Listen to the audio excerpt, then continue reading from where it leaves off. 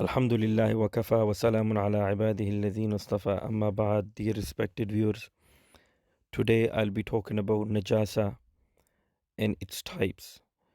Najasa has two types, Haqiqi and Hukmi.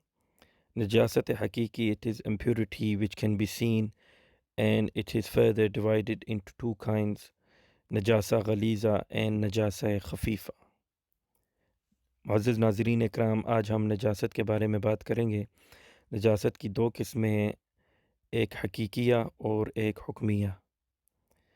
फिर नजासत हकीकिया उसको कहते हैं जिसमें गंदगी या नापाकी नज़र आए, और इसकी दो किस्में हैं, एक नजासत गलीज़ा और एक नजासत खफीफ़ा।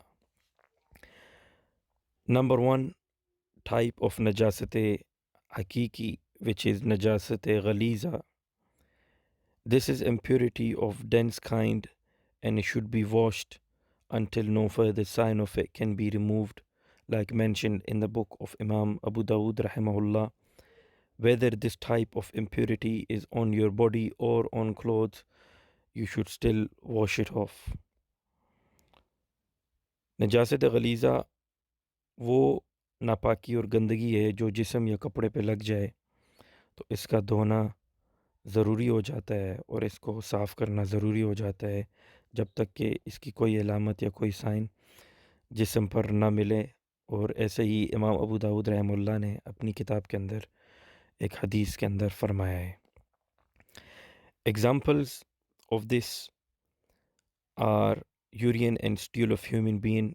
For example, if urine of stool of human being goes on body, or excision of all animals, and urine of haram animals, or flowing blood of all humans or animals, wine, fowl in duck excision, all these things, if they go on the body or cloth, then you have to wash the body and you have to wash the cloth until no further sign of dirt or filth can be seen.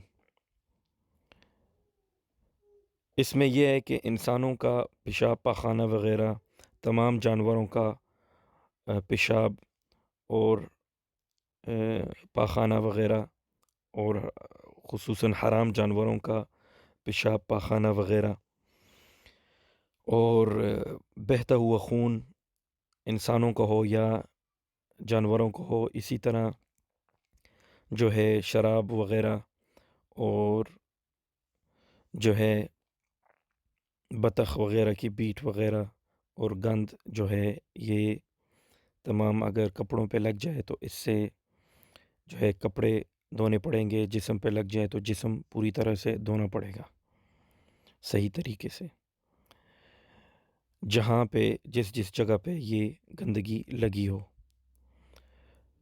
Second type is नजासा खफीफ़ा. This is impurity which is light and should be washed whether on body or clothing until no further sign of it can be removed, and this is also mentioned in Abu Dawud Sharif. And the examples of this are urine of halal animals and excision of haram birds. नजासत खफीफ़ा वो भी इसी तरह की नजासत है जो अगर जिस्म पर लग जाए या कपड़ों पे लग जाए तो उसका धोना ज़रूरी हो जाता है।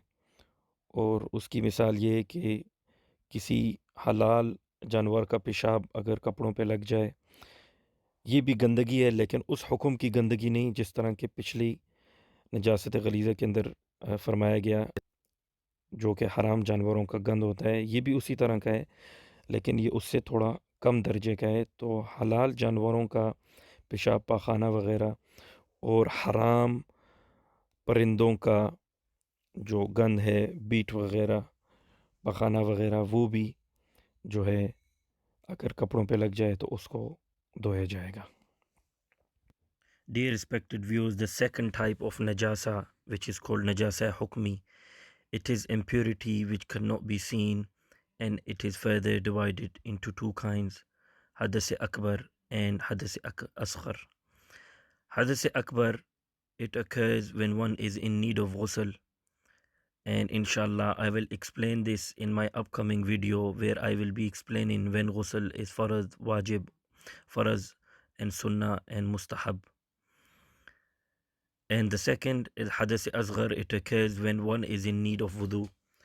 To understand about hadath asghar, go back to the episodes of wudu and watch the clip about nawaqid of wudu.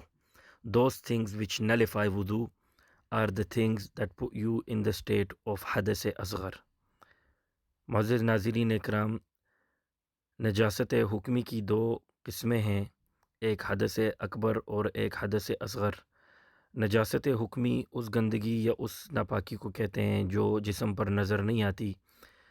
उसमें ये कि हदस अकबर जबकि इंसान को गुस्ल की ज़रूरत हो, इसके बारे में आगे आने वाली अगली वीडियो के अंदर तफसील से गुफ्तगू होगी कि गुस्ल कब इंसान पे फ़र्ज़ होता है, कब सुन्नत होता है और कब मुस्तहब होता है।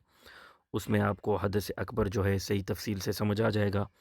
और हदस असग़र के बारे में जो वीडियो हमने नवाक़िज़ वुज़ू के बारे में पीछे बयान की है उसको देखें।